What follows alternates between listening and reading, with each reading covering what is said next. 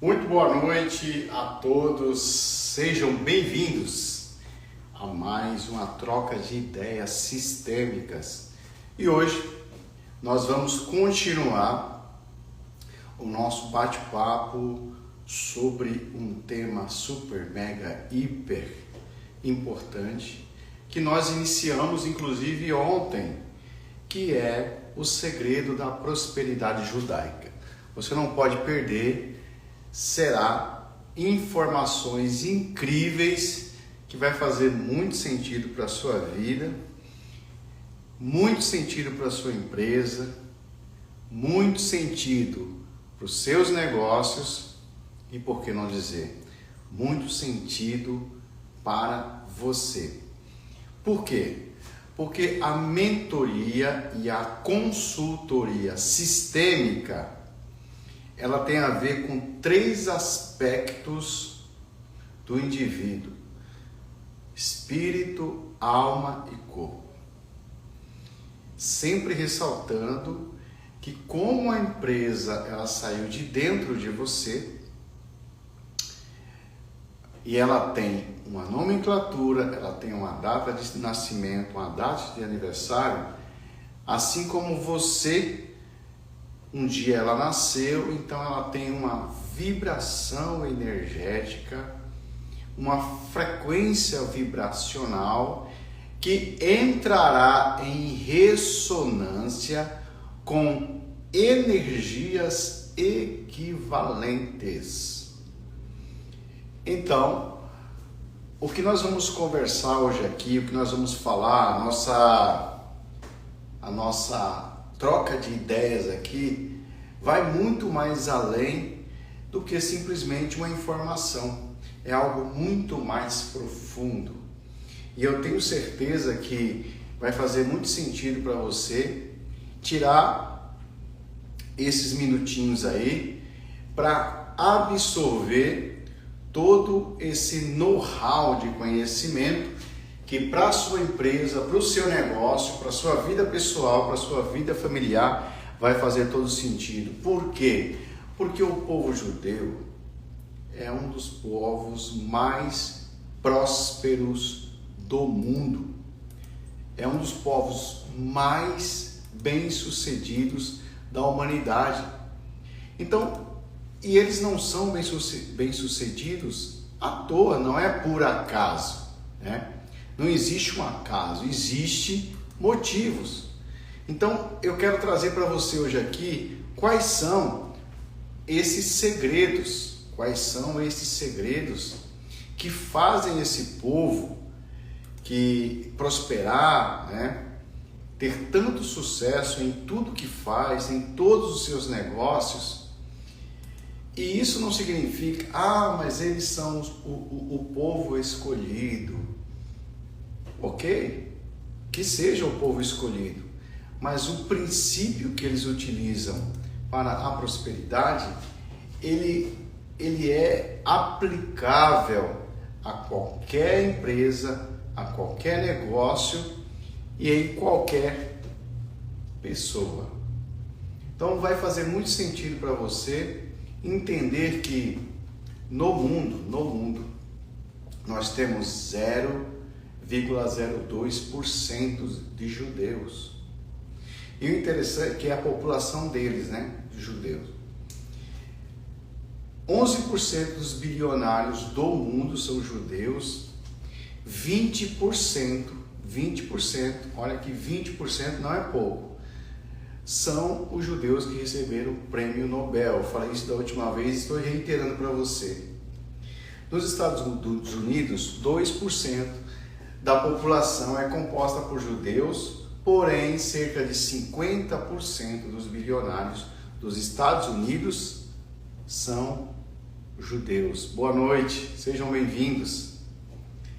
Então, eu acho que tem muitos motivos para que hoje nós possamos discorrer sobre esse povo, sobre essa nação que inspira mundialmente a prosperidade, inspira mundialmente esse olhar para o desenvolvimento, para o crescimento e a partir do segredo da prosperidade, né? Então hoje nós vamos falar do primeiro segredo da prosperidade. Ontem nós falamos sobre todos os segredos, que é uma média de 8, e hoje nós vamos tratar sobre um deles, que é deixar de ser vítima. Para o judeu, na cultura judaica, a palavra vitimismo é excluída do dicionário. Para um povo que passou por tantas dificuldades e desafios durante esses mais de 5.000 anos de existência, o vitimismo não faz parte daquilo que eles vivem ou se propõem a viver. Pelo contrário, a proatividade, a força de vontade, a persistência e a resiliência são características básicas de um vencedor, de alguém que prospera, de alguém que consegue levar adiante os seus projetos e que finaliza aquilo que começou. Então, o primeiro aspecto que nós precisamos trabalhar hoje aqui é o não vitimismo. O judeu, ele ensina para o seu filho, ele ensina para os seus patrícios, para os seus patriotas, que o vitimismo é o maior obstáculo para o sucesso. O vitimismo é o maior obstáculo para o sucesso. Porém, o protagonismo é uma crença enraizada em cada judeu, num todo. Cada judeu num todo. Por quê? Porque o judeu não se intimida com barreiras, dificuldades. Pelo contrário, eles se adaptam. Eles têm uma capacidade de adaptação incrível. E todo empresário de sucesso, no mundo que nós estamos vivendo hoje, globalizado, se não tiver esse olhar, essa capacidade de se adaptar, e nós percebemos isso muito claro nos postos de combustíveis. Antigamente, os postos de combustíveis era para você abastecer seu veículo com combustível. Porém, esse olhar macro dos negócios, esse olhar de ultrapassar as barreiras e inovar, criar novas probabilidades, criar novas necessidades, fez com que aqui no Brasil os empresários dos postos de combustíveis se adaptassem à nova realidade mundial e implantassem algo fantástico que nós vemos na TV, né? Que é aquela coisa do posto Ipiranga. Vocês perceberam aquela, não sei se vocês viram, né? Eu acho que todos viram, aquela propaganda engraçada de que tudo que alguém perguntava no posto Ipiranga, qualquer tipo de necessidade, posto Ipiranga. Por quê, gente? Naquele momento estava criando uma nova realidade, um novo nicho de negócio a partir da inovação. O posto de combustível agora já não era apenas um posto de combustível. Ele traz, e você vai perceber isso, você viajando de carro pelo Brasil, você vai perceber isso. Tem farmácia.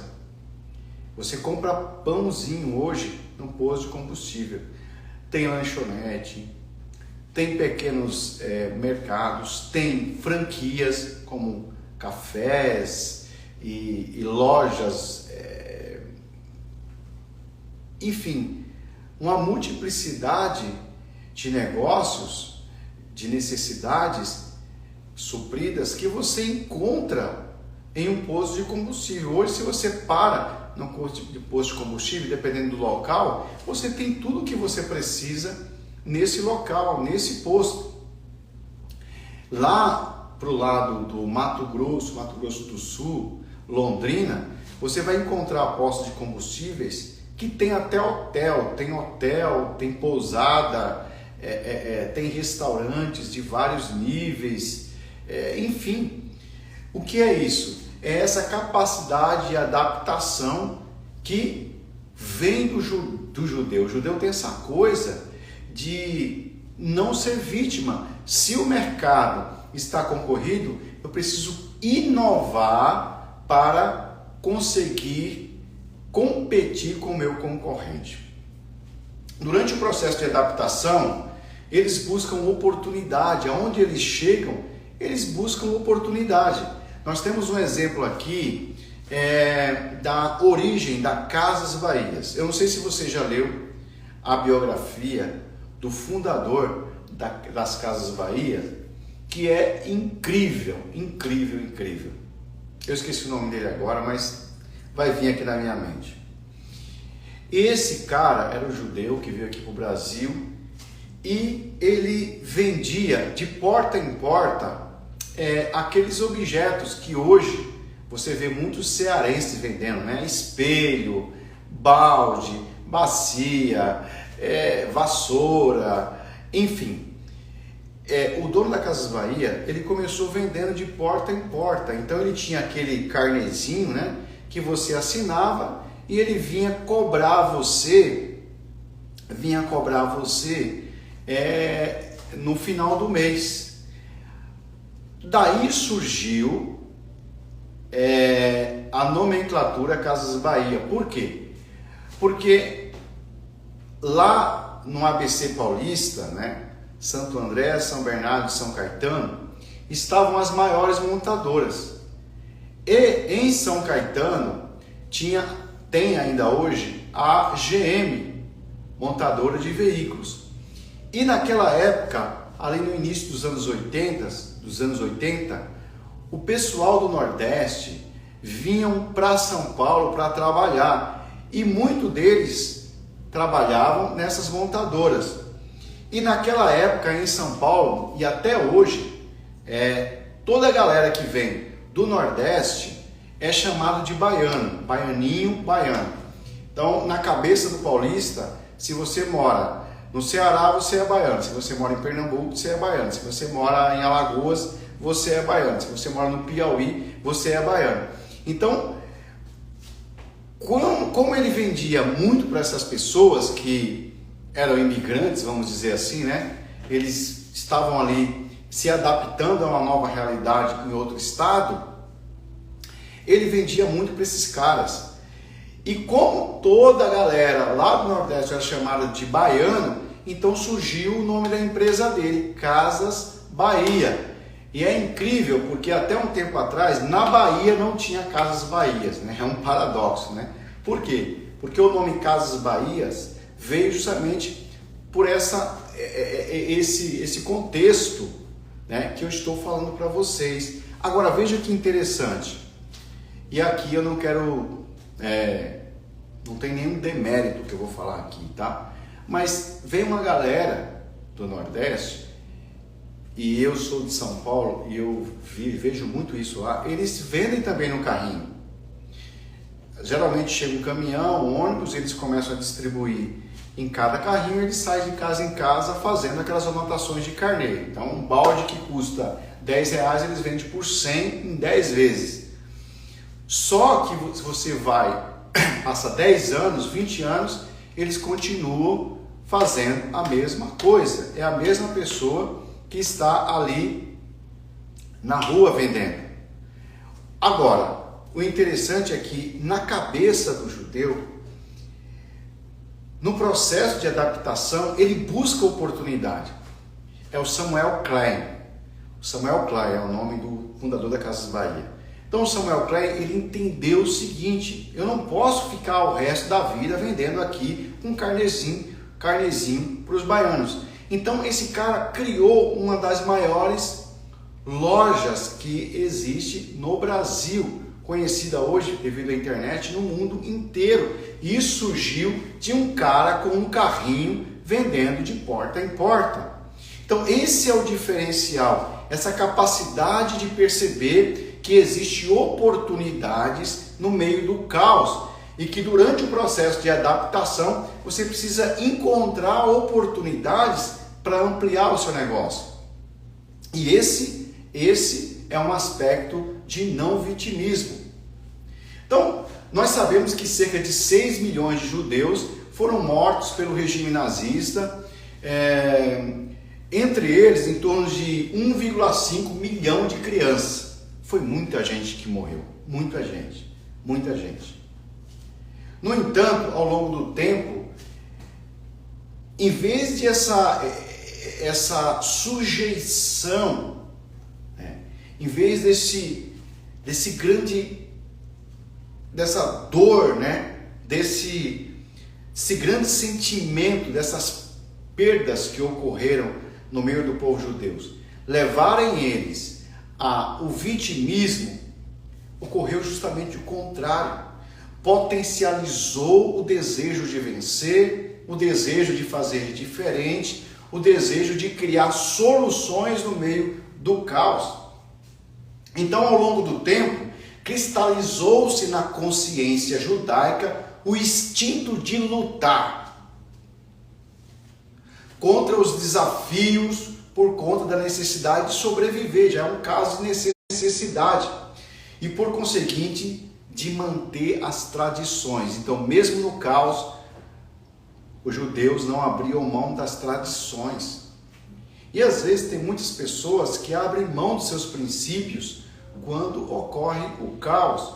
Quando vem as dificuldades, geralmente a pessoa abre mão do princípio empresarial que ele utilizou para montar o seu negócio. E aí desiste do negócio, transfere o negócio, vende o seu negócio e aí não consegue evoluir. Então, nós vamos bater um papo hoje justamente sobre o não vitimismo. Então, eu queria perguntar para você, o que você acha desse tema? Você acha que esse tema não tem a ver com prosperidade? Ou, no seu ponto de vista, realmente o fato de não se colocar no lugar de vítima faz com que o indivíduo alcance as suas metas e cresça, desenvolva o seu projeto, tornando algo sólido?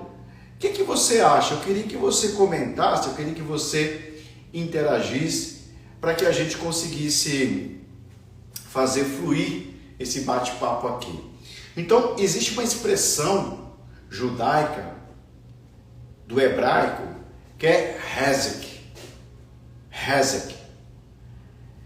Essa expressão é reconhecida por todo judeu, significa a força, significa a coragem, o esforço e a dedicação que precisa ser colocados em prática. Hazak significa a força, a coragem, o esforço. Veja que não é só a força, é a coragem, o esforço e a dedicação que é necessário ser colocado em prática. Isso é ensinado para o judeu desde criança, que diante de um mundo de tanta competição, diante de tantos desafios, é necessário ter um princípio de força, coragem, esforço e dedicação, porque nada acontece por acaso.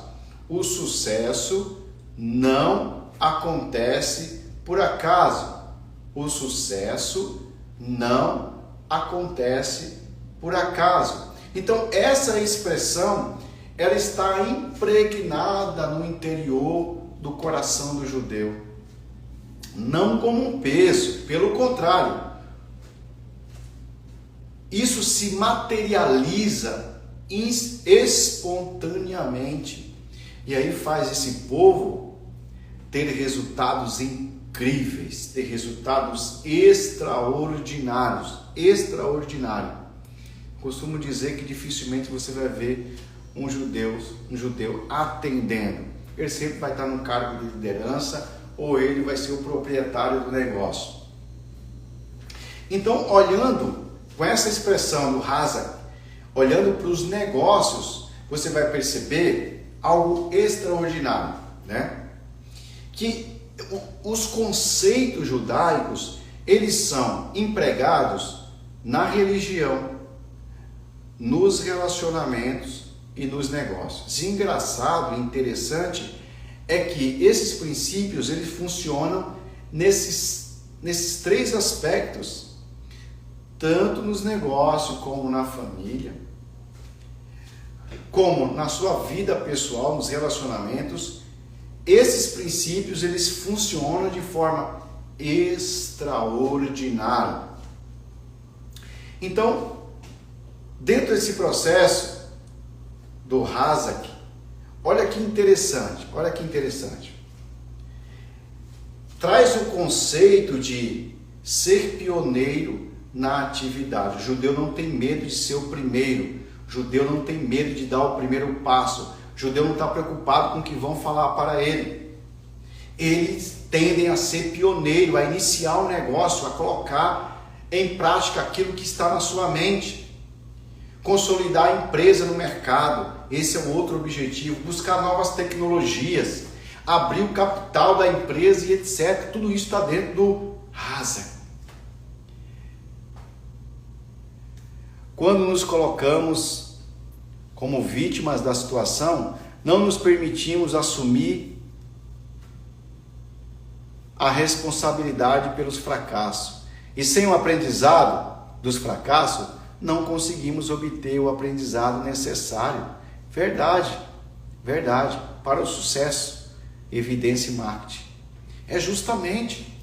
Por quê? Porque todo fracasso, todo obstáculo para o judeu, tudo aquilo que eles passaram de crise, em vez de fazer mal, em vez de diminuir a sua capacidade de avançar nos negócios, pelo contrário, aumentou. Porque foi a partir de 1942, que os judeus começaram a ser dizimados.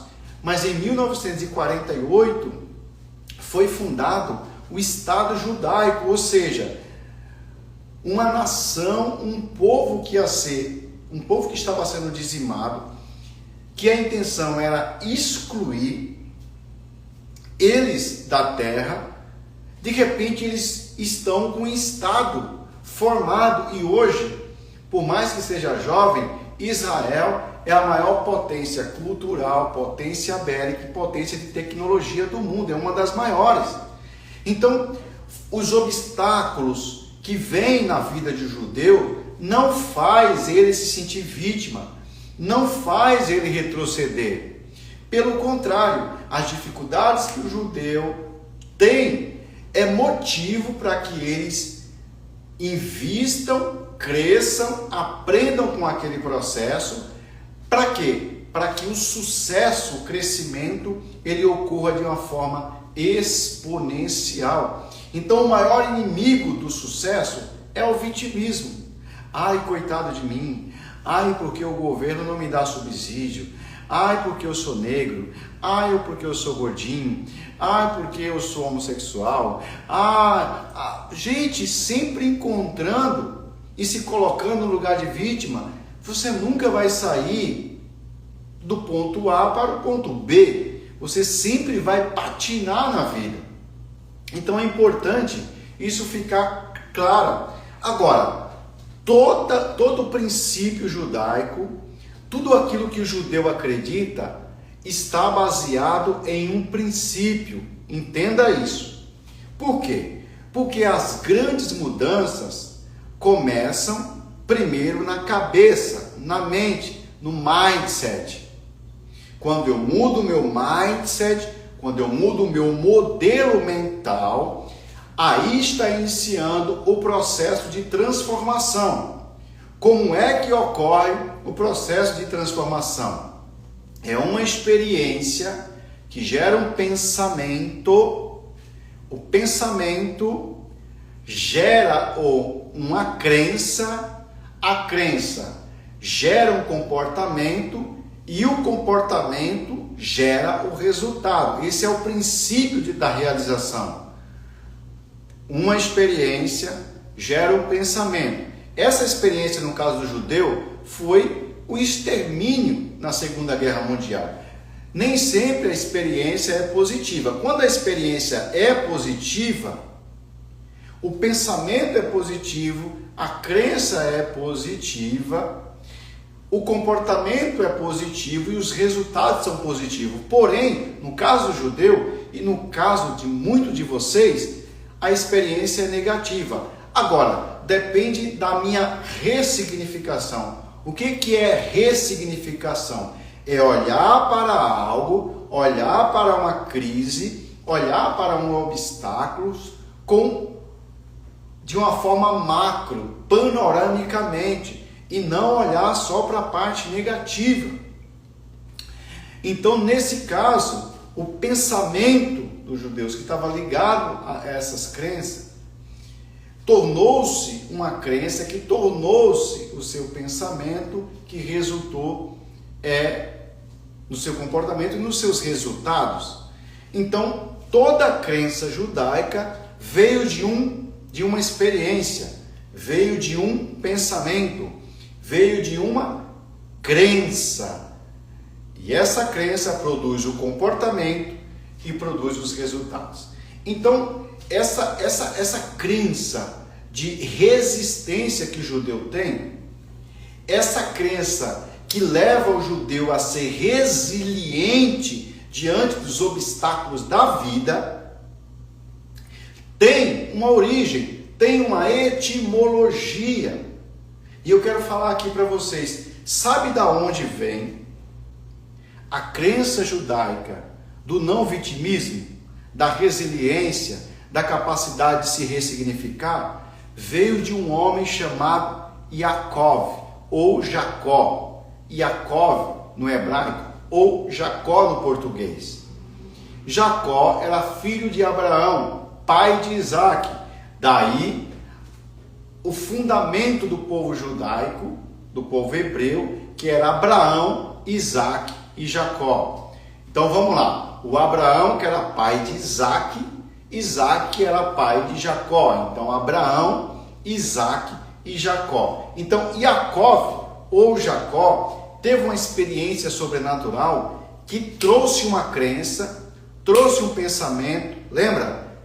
O Yaakov teve uma experiência que trouxe um pensamento para o seu povo, que esse pensamento tornou-se uma crença e que essa crença tornou-se um comportamento. E esse comportamento é o que torna os resultados plausíveis.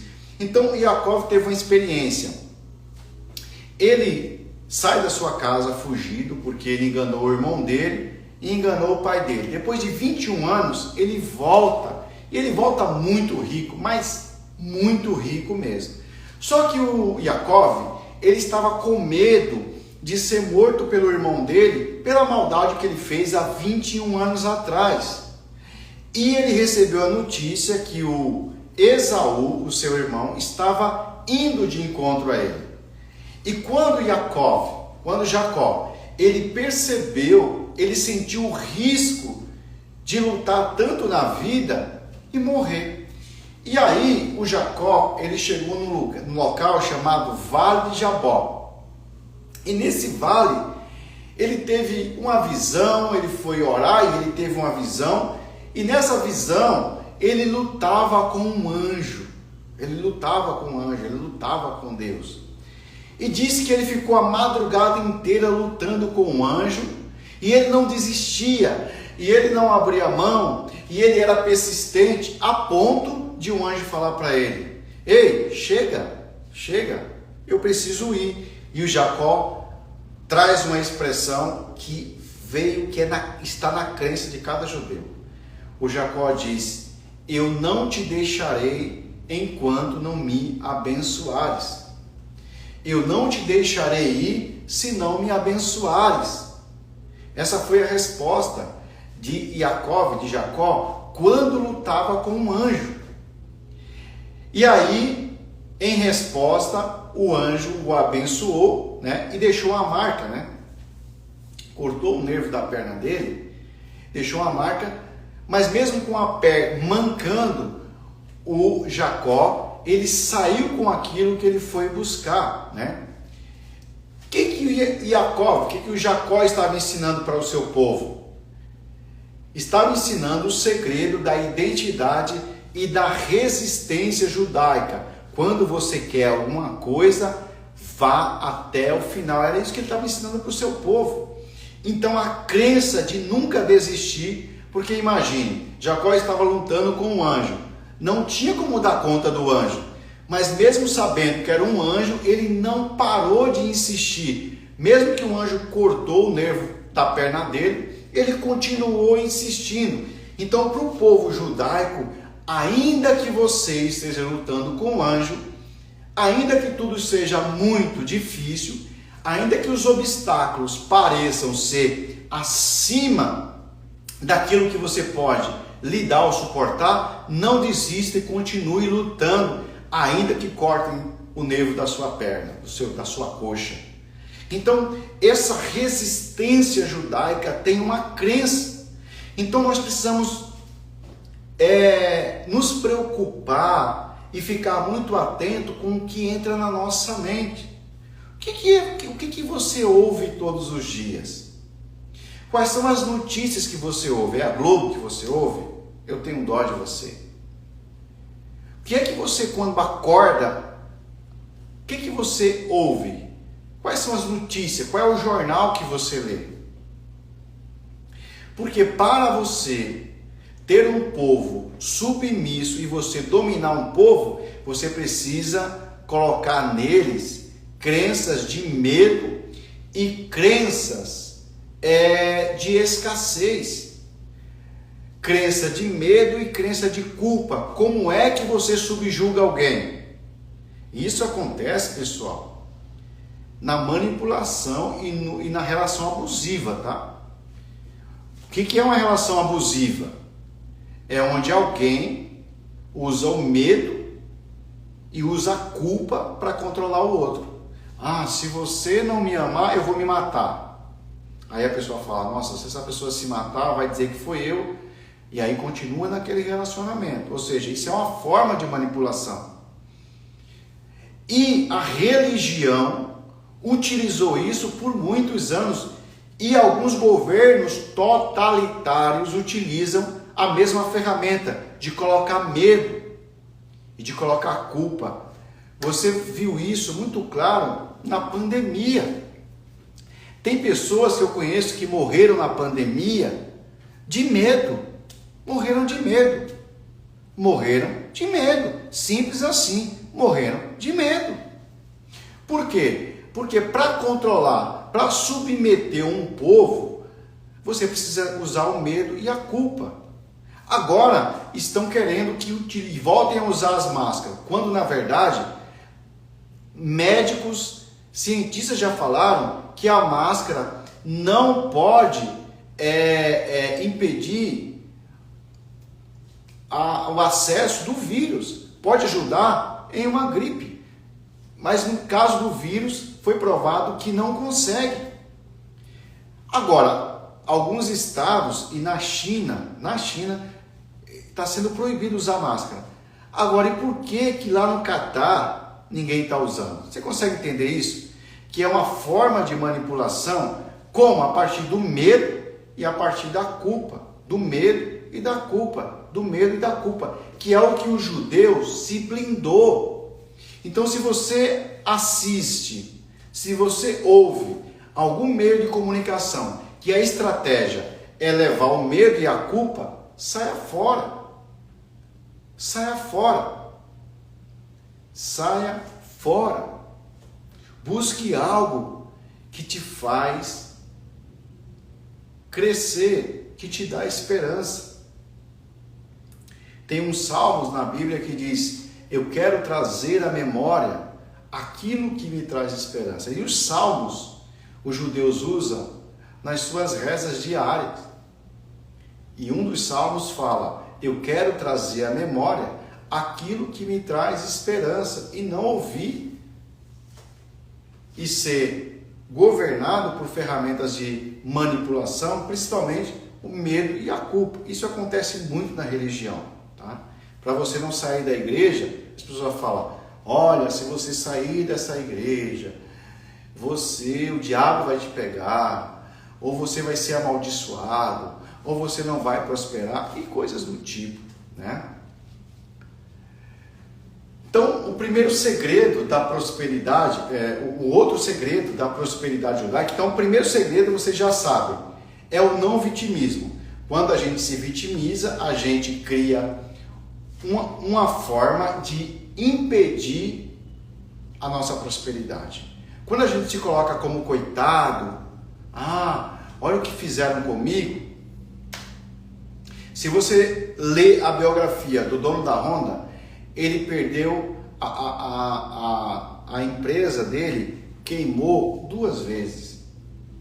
E uma outra vez quebrou 3 vezes. Ele poderia pensar assim: nossa, eu sou amaldiçoado, porque 3 vezes eu tentei montar o meu negócio e não deu certo. Não, ele não entrou nesse loop de vitimismo, nesse fluxo de vitimismo. O que ele fez? Ele acreditou e foi até o fim. E hoje a Honda é a maior montadora do mundo, graças a um homem que não se colocou no lugar de vítima, mas assumiu a responsabilidade, foi autorresponsabilidade pelo seu futuro, pelo seu sucesso e pelas suas realizações. Então, se você quiser dar um passo adiante, você precisa sair desse lugar de vítima, entender que tudo está disponível e tudo é possível àquele que acredita. Então, segundo segredo da prosperidade judaica é ser perito, ou seja, é ser bom naquilo que você faz. É ser bom naquilo que você faz. Ser perito significa ser bom no que você faz, é ser habilidoso no seu trabalho. Se você é bom naquilo que você faz, com certeza não vai faltar cliente. Eu fico preocupado quando alguém fala assim: minha agenda está vazia. Eu fico preocupado. Porque eu conheço, eu às vezes, eu atravesso a cidade para cortar o cabelo com uma pessoa. Eu atravesso a cidade. E às vezes essa pessoa não tem vaga na agenda, eu espero 3, 4 dias para cortar o cabelo com essa pessoa. Por quê? Porque ele é perito, porque ele é bom no que ele faz, ele é habilidoso no que ele faz. Então, ele sabe fazer bem, ele se dedicou, ele busca ser o melhor naquilo que ele faz. Ele se propõe a fazer o melhor, a ser um especialista, a ser o melhor. Então, o primeiro segredo da prosperidade, o segundo segredo da prosperidade judaica é ser perito, é ser bom naquilo que você faz. Porque tem pessoas que trabalham para sobreviver, mas não são bons naquilo que faz.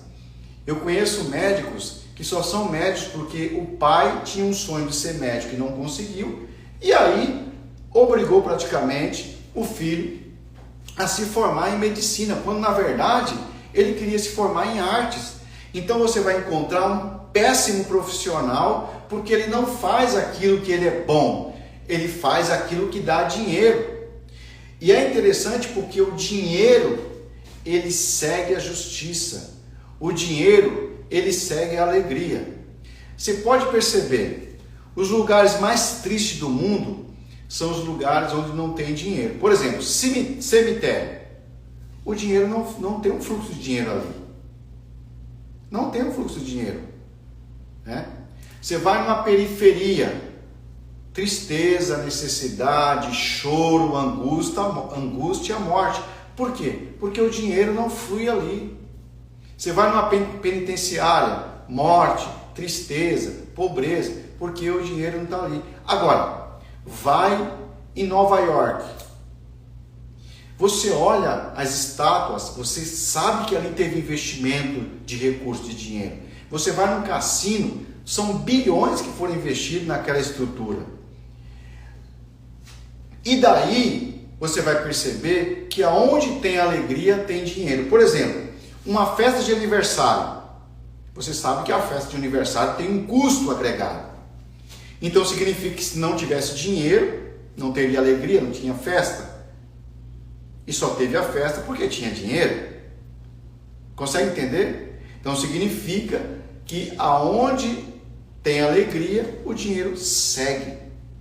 Você vai num restaurante, você vai ver as pessoas brincando, né? Você vai numa pizzaria, numa churrascaria, você vai ter música, tem alguém dançando, tem alguém rindo, é um monte de vozes misturadas, é uma barulheira danada. Você vai no shopping, é uma barulheira, pessoas rindo, pessoas brincando, pessoas correndo. Por quê, gente?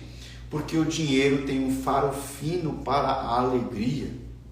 Aonde tem alegria, tem dinheiro. E o judeu sabe disso muito bem. Por isso que o judeu trabalha com as danças, né? Não só os judeus, mas como todo aquele pessoal do Oriente Médio, né? Eles se manifestam com dança. Por quê? Porque aonde tem alegria, atrai o dinheiro. Uma pessoa sorridente, uma pessoa simpática, chama mais a sua atenção para uma contratação do que alguém emburrado. Por quê? Porque o dinheiro segue a alegria. O que eu quero dizer com isso? Que quando você faz o que você é feliz, quando você faz o que você ama, quando você faz o que você é apaixonado, quando você faz aquilo que você nasceu para fazer, o dinheiro vem. O dinheiro vem. As pessoas se aproximam, a prosperidade começa a girar. Agora, se você não ama, se você não é feliz naquilo que você faz, você está impedindo o fluxo de dinheiro, o fluxo da prosperidade, o fluxo do crescimento, o fluxo da expansão. Isso precisa ficar claro para você. Você precisa entender que para atrair o dinheiro, precisa ter alegria. A alegria. São Paulo, ele diz na Bíblia: alegrai-vos sempre. Outra vez vos digo, alegrai-vos. Você vê que ele é incisivo na alegria. Por quê? Porque a alegria traz a prosperidade. Ele diz, isso é um judeu falando, o São Paulo era judeu, ele diz, alegrai-vos no Senhor, outra vez vos digo, alegrai-vos. E o salmista fala, louvai ao Senhor com dança, com flauta, com tambor, com pífaro, com a harpa. Ou seja, quando ele diz louvar ao Senhor com instrumentos, com música, com dança, ele está dizendo o quê? Quando você manifesta a alegria, você atrai a prosperidade. Agora, tem um versículo do homem mais sábio do mundo, do homem mais próspero, do judeu mais próspero que existiu até hoje, do judeu mais sábio que existiu até hoje. Chama-se Salomão, filho de Davi. Ele escreveu, dentro de todo o know-how de sabedoria e conhecimento que ele tem, ele escreveu algo extraordinário em relação ao segredo da prosperidade, que é ser o quê? Que é o segundo segredo, ser perito, ser bom naquilo que faz. Ele diz, você já observou um homem perito em seu trabalho? Isso é uma pergunta que o Salomão faz. Provérbios 22 e 29. Se você quiser conferir depois, vai na Bíblia, Provérbios 22 e 29. Salomão pergunta, você já observou um homem perito no seu trabalho? Aí ele responde, será promovido ao serviço real. Ou seja, a promoção, alcançar um novo nível de crescimento, sair do lugar de origem para um lugar de crescimento. Salomão diz que é um homem perito no seu trabalho, ou seja, que faz o que ama, que é bom naquilo que faz. É bom naquilo que faz. É isso que Salomão está dizendo. Salomão está dizendo que quem é perito naquilo que se faz, quem é bom naquilo que se faz, quem é habilidoso no que faz, ele vai ser promovido ao serviço real, ou seja, ele vai viver entre os príncipes, ele vai viver em lugar de realeza, ou seja, ele vai liderar, ele vai governar. E o Salomão diz: essa pessoa não vai trabalhar para gente obscura. Eu não sei você, mas eu já trabalhei para pessoas tão medíocres que depois de um tempo eu falei: como eu pude trabalhar com aquela pessoa? Pessoas medíocres, pessoas arrogantes, pessoas avarentas, pessoas medianas, pessoas que não tóxicas. Salomão disse: se você quiser se livrar desse tipo de pessoas, você precisa ser perito no seu trabalho. Eu vou repetir para você. Ele diz: você já observou um homem perito no seu trabalho? Será promovido ao serviço real e não trabalhará para gente obscura. Isso é um conselho de um judeu. Faz sentido para você? Faz sentido para você? Então, se você, por exemplo, é um contador, que seja um contador perito, que seja um especialista, que seja bom, que invista tempo de qualidade para se tornar o melhor. Se você... Por quê? Porque, sendo você o melhor, você vai alcançar o quê? Mais oportunidades. Se você vende pipoca na rua, por exemplo, que seja o melhor vendedor de pipoca. Tem um coach, que é um palestrante, que eu não lembro o nome dele agora. Eu sei que o sobrenome dele, ele usa Chester. Esqueci o nome dele agora. Se alguém lembrar aí, coloque. Ele vendia água no ponto de ônibus. Vendia água. Só que a questão aqui não é o que ele vendia, era como ele vendia. Ele era muito bom em vender água. E eu lembro que há muitos anos atrás ele lançou um vídeo ensinando como ganhar dinheiro. Então ele falou que ele pegou, não sei se foi R$12, comprou 12 águas, vendeu a R$2, fez 24, pegou os R$24, comprou, e ele ensinou como multiplicou. Esse cara, para vocês terem uma ideia, ele não tem curso, não tem nível superior. Veja como Salomão, como que está na Bíblia é verdadeiro, veja como que Salomão, que falou isso há mais de 2000 anos atrás, como isso se cumpre hoje. Esse cara que não tem conhecimento técnico, nunca fez uma faculdade, ele foi dar palestra em Harvard. Harvard é uma das maiores universidades do planeta Terra, fica nos Estados Unidos.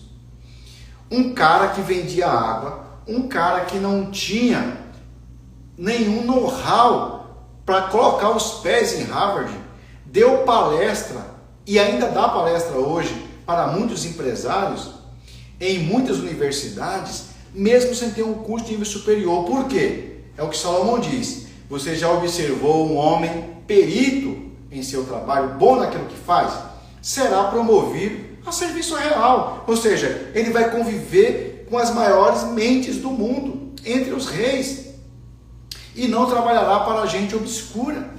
Então isso é um princípio. Eu não estou falando para você uma falácia, eu estou falando para você que se você colocar em prática esse princípio, primeiro, o princípio de não se colocar como vítima e o princípio de ser perito, a sua vida vai mudar. Você pode até vender pipoca. Se você for o melhor pipoqueiro, você não vai vender pipoca para o resto da sua vida. Assim como essa pessoa, eu esqueci o nome dele, mas o sobrenome dele é Chester, eu sigo ele no Instagram. Você não vai viver, ele já não vende mais água hoje. Porque isso é uma promessa, isso é um princípio. E o judeu leva isso muito a sério, mas muito a sério mesmo. O judeu, aquilo que ele faz, ele busca ser o melhor. Gente, está fazendo sentido para vocês? O que vocês estão achando? Vocês acham que faz sentido? Nos dê um feedback aí. O que vocês estão achando? Vocês acham que faz sentido? Que não faz? Quero ver o comentário de vocês. Então, esse primeiro princípio. Primeiro segredo para o sucesso: não se coloque no lugar de vítima. Por quê? Porque você é a centelha divina, você é a imagem e semelhança de Deus, você é uma cópia de Deus e você veio para governar, para reinar. Quando Deus cria o homem, ele diz: governe sobre os animais, governe sobre o reino animal, governe sobre o reino animal, governe sobre o reino vegetal. Então, primeiro, não se coloque como vítima. Não se coloque como vítima.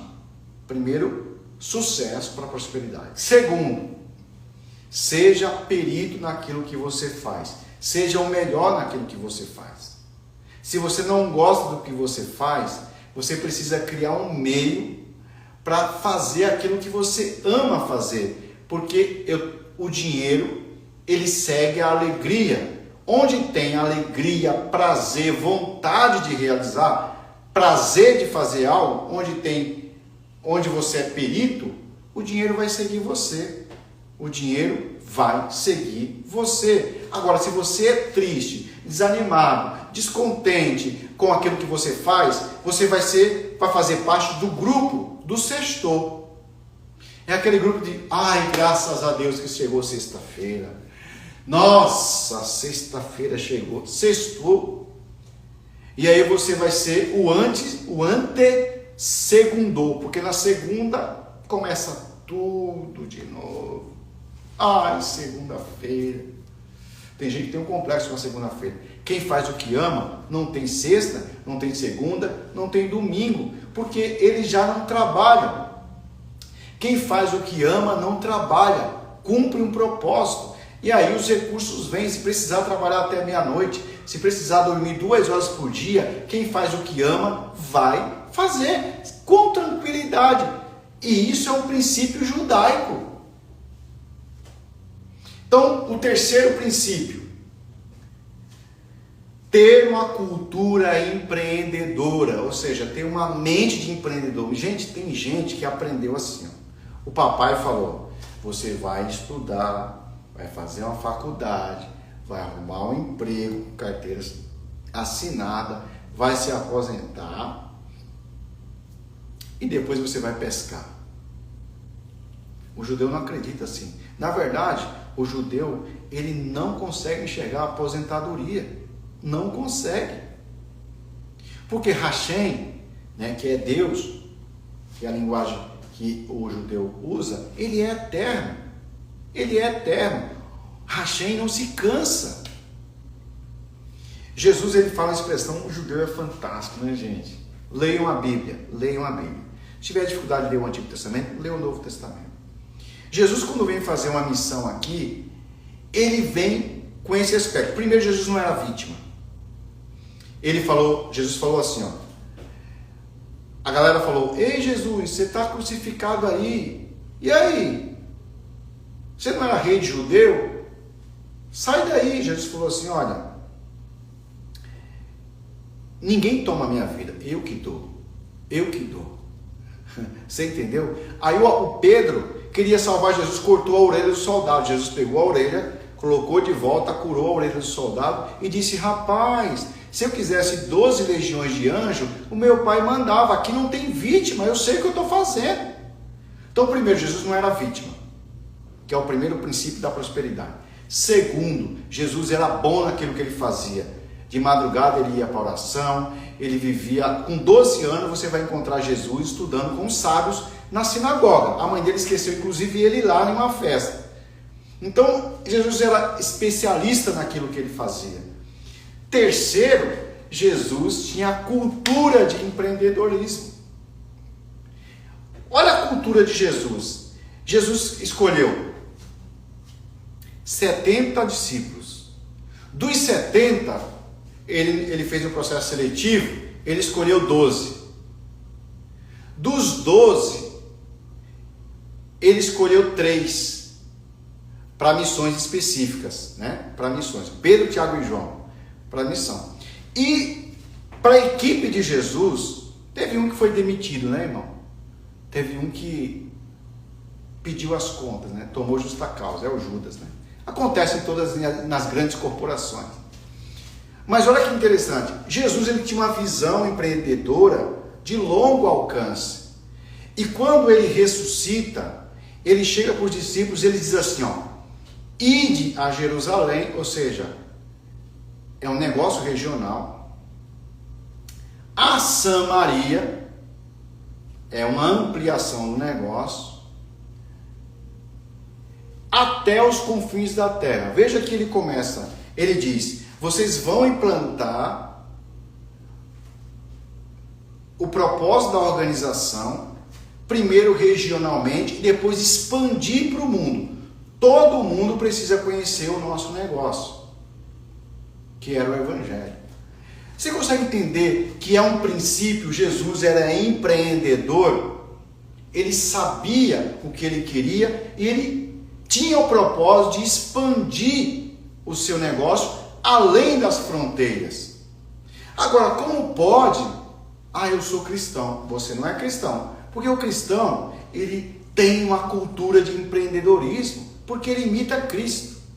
Ele tem uma cultura de não se colocar como vítima na situação. Ele tem uma cultura de ser o melhor naquilo que faz. Então, no mundo das finanças, empreender é colocar uma ideia em prática, gerando valor para a sociedade.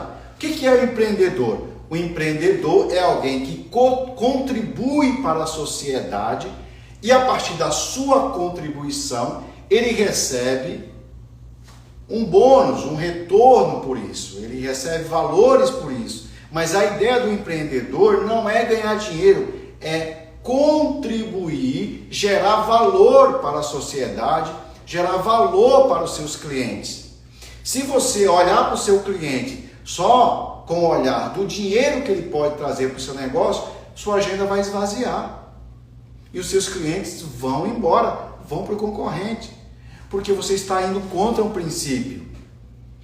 A sua empresa deve existir para servir, para contribuir e fazer outras pessoas prosperarem. Trazer, agregar valor, trazer solução. Porque se você trouxer solução, não tem como você não prosperar. Por exemplo, quando surgiu a startup Uber, vocês concordam comigo que o Uber é uma solução?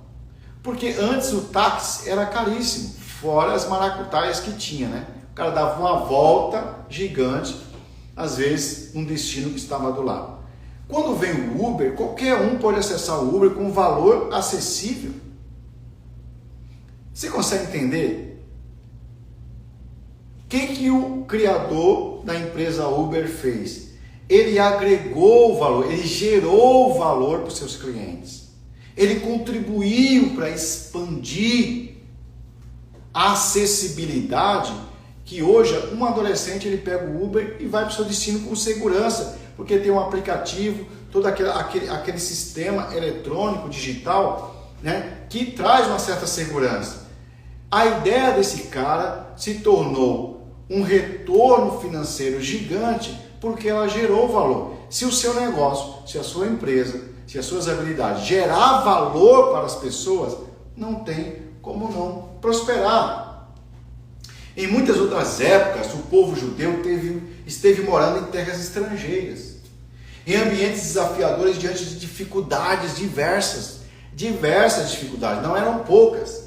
A cultura empreendedora foi florescendo e tomando força no coração do judeu, porque ele entendeu. Os judeus sofriam muito porque ninguém queria dar emprego para o judeu. Ninguém. Em vez de eles ficarem se vitimando, ai, coitado de mim, por que eu nasci, era melhor ter morrido? Eles falaram, já que não tem emprego para mim, eu vou criar a minha própria empresa. E aí surge o empreendedorismo, essa mentalidade, essa cultura. Eu estou falando de cultura. Cultura. É cultural o judeu ser empreendedor. Por isso que você não vai no shopping, na praça de alimentação, e vai encontrar um judeu de kippah. Kippah é aquele bonezinho que eles colocam aqui na cabeça. Servindo, não vai, desculpa, mas não vai. Você não vai entrar numa loja e o vendedor vai ser um judeu falando Shalom, Shalom Adonai. Não vai encontrar. Sabe por quê? Porque na cultura deles, eles são os empreendedores, ou seja, as pessoas trabalham para eles.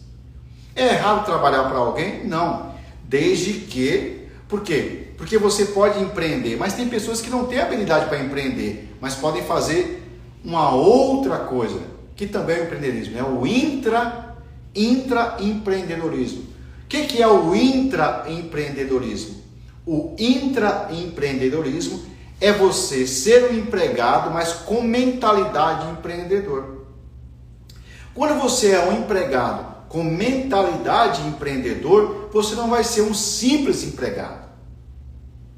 Provavelmente você vai alcançar uma função de diretor, de gerente geral, enfim. Por quê? Porque a cultura de empreendedorismo é uma cultura de sucesso. Esse é um dos segredos do sucesso do judeu. Uma cultura de empreendedor.